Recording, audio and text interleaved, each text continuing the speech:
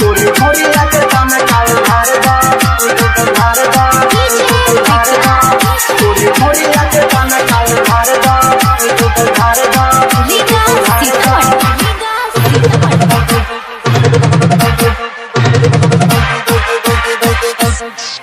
गोरी टॉप तुमर सूट साला बार गोरी टॉप तुमर सूट साला बार तनी देखा भइल गरम में बाजार बा बतिया के हमरा मान ल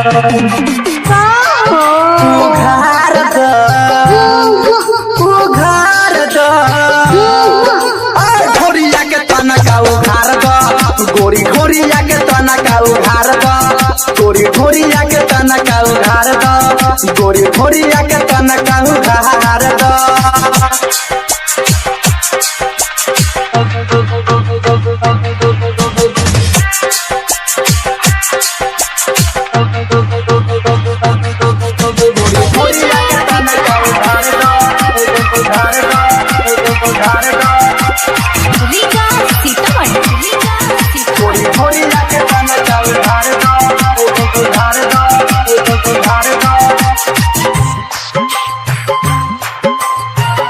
रिकॉर्डिंग स्टूडियो दरभंगा। जल्दी से गोरी घोड़िया उधार नहीं तो हो जाही सत्य जबे ते मार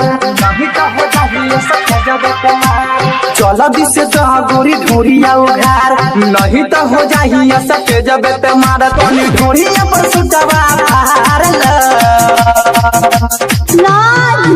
उघार द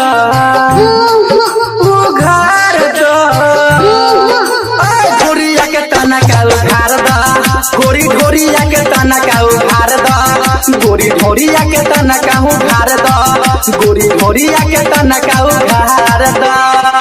गोरी घोड़िया के तनका उधार द गोरी घोड़िया के तनका उधार द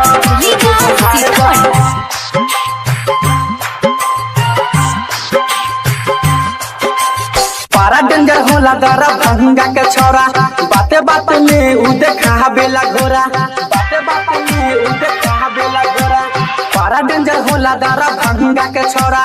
बाते बाते में उ देखा बेला घोरा चाही जे तोहरा के मांगला उघार द घोड़िया के तनका उधार द गोरी घोड़िया के तनका उधार द गोरी घोड़िया के तनका उधार द गोरी घोड़िया के तनका उधार द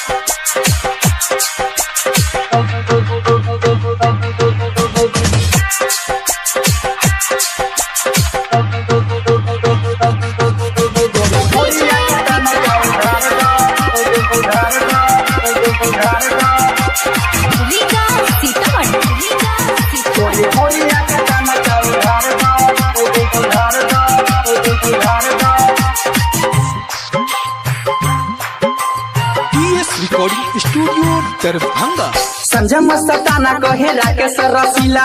जाए से पहले हिला के जय हो जिला पी के दीवाना कहे राकेश रसीला जाए से पहले हिला के जय हो जिला सोनू दरभंगिया के जान ल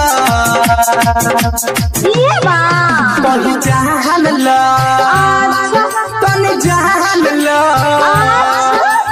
घोड़िया के तनका उधार द गोरी घोड़िया के तनका उधार द गोरी घोड़िया के तनका उधार द गोरी घोड़िया के तनका उधार द